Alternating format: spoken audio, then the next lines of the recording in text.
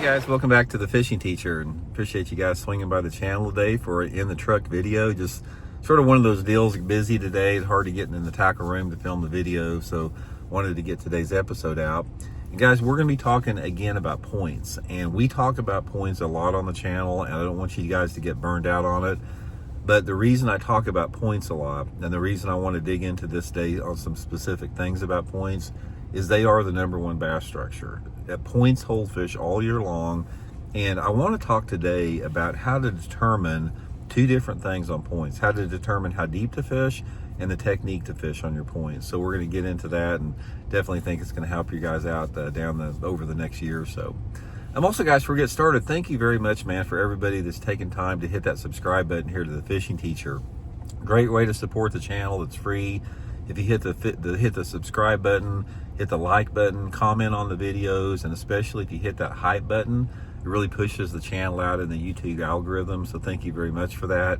And also a big thank you, guys, from me and my family, for everybody that's been purchasing all their tackle through my Tackle Warehouse link in every video description. I've got that Tackle Warehouse link in every video description, and if you guys have been using that to get all your gear, that's really helping the channel out, so we really appreciate that.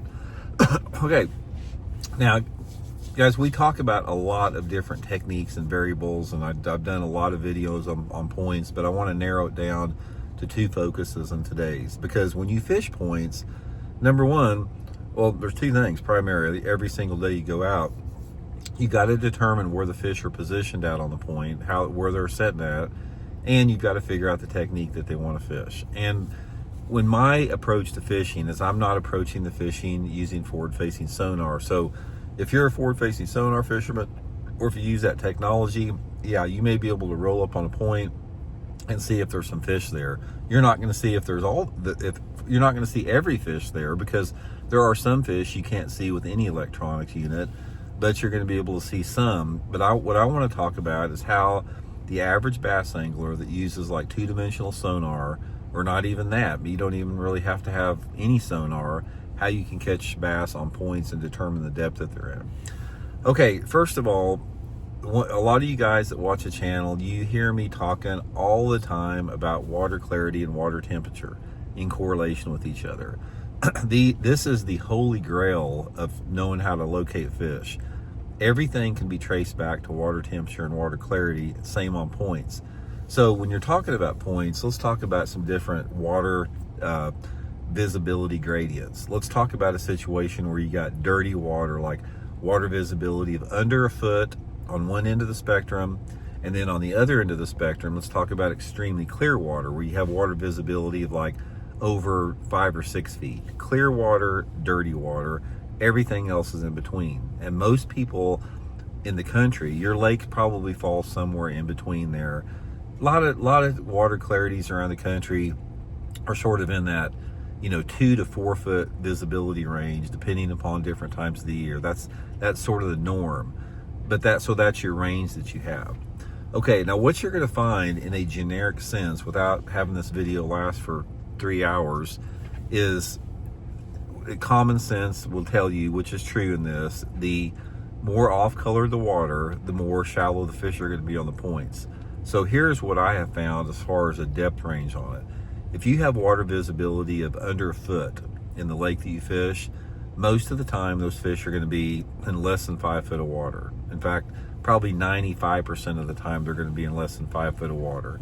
If your water visibility is like 1 foot to 2 foot, that opens up another big range. That's going to extend your range down to maybe 10 feet or so if you got 2 foot of visibility. And once you start hitting that 2 foot mark of visibility, there is going to be a segment of the fish that begins suspending. Not all of them. Most of them are still going to be on the bottom. Some of them are going to start suspending on those points right around 2 foot of visibility. The next water visibility gradient is going to be from that 2 to 4 foot zone. This again opens up a big range of water depths. Once you start to get into the 2 to 4 foot range and you start knocking on that 4 foot of range, you can catch fish maybe down to 40 foot of water, anywhere between 10 to 40 foot of water, depending upon the time of the year and if there's a thermocline present. If there's a thermocline present, those fish aren't going to be on the bottom that deep. They're going to be above 30 foot deep most of the time. If you don't have a thermocline level and you're starting to get 4 foot of clarity, you can catch them down to 40 feet, even more. And then once the water clarity gets over 4 foot, clear water situation, those fish can be down they could be anywhere between 2 foot down to 60 feet if it's really, really clear based upon the conditions you have.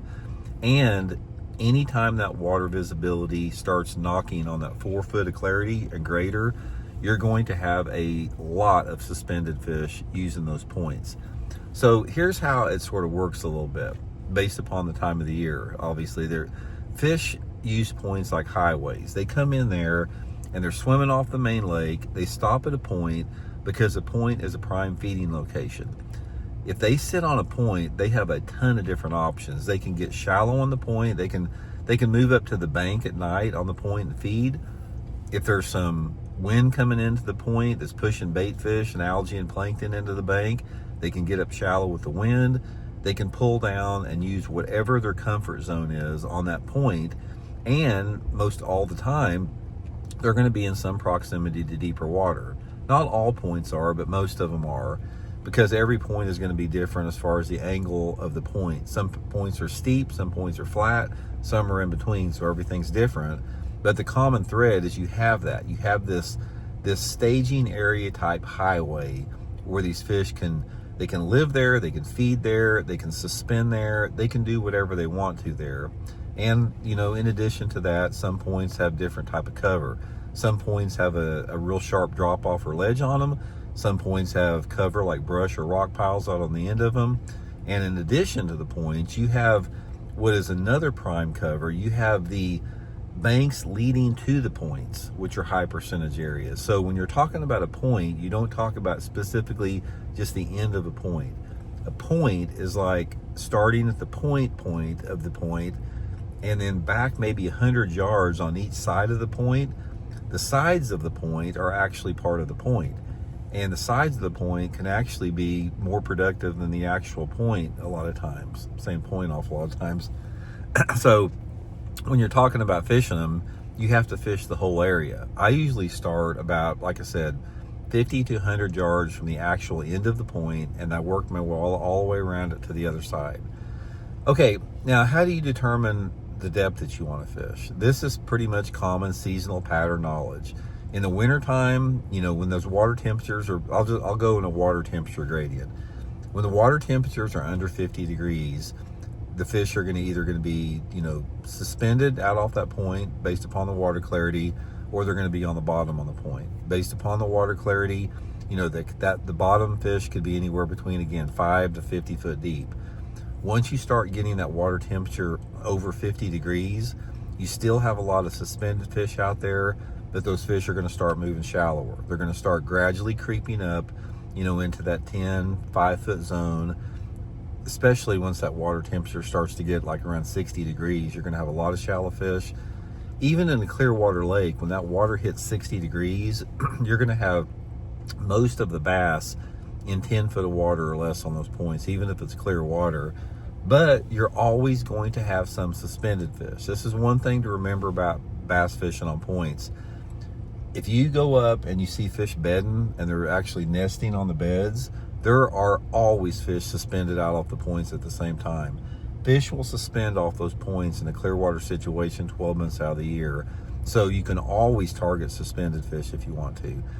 And then in the post-spawn situation, a lot of fish are roaming around in a lot of different water columns. You have fish feeding on top, you have fish on the bottom, you have fish that have pulled back out after spawning and they're either suspending or on the bottom. This is the time of year, like May and June, you see a lot of fish busting out off the end of points on the surface. In the summertime of the year on the points, you have your thermocline situation. So in the summertime, you don't have a lot of bass that are really under 30 foot deep on the bottom on the points. A lot of those fish will either be suspended or a little shallower. In the summertime, I think in the summertime of the year, there's probably fewer bass that use points on the bottom than they do any other time of the year. In the fall, once that water temperature starts to get below 70 degrees, they start moving back out on the points. They become very, very wind generated. Wind is extremely important in the fall time of the year to take advantage of catching fish on points. And as the thermocline dissipates, the bass also start moving deeper on the bottom on the points, usually October, November, and December. So the main thing is that you could do well. If you wanted to, you could go to a man-made impoundment and you could fish nothing but points 12 months out of the year, and you'd probably catch a lot of bass. And every lake is going to be unique to itself as far as little tricks and stuff and baits that work on the points based upon specific water clarities, how the point slopes off, the species of bass. If you have, primarily largemouth or a mix of spotted bass and smallmouth and largemouth, it's all a little bit different. Nevertheless, guys, just without getting this video forever, focus on points. They are the best bass catching structures out there.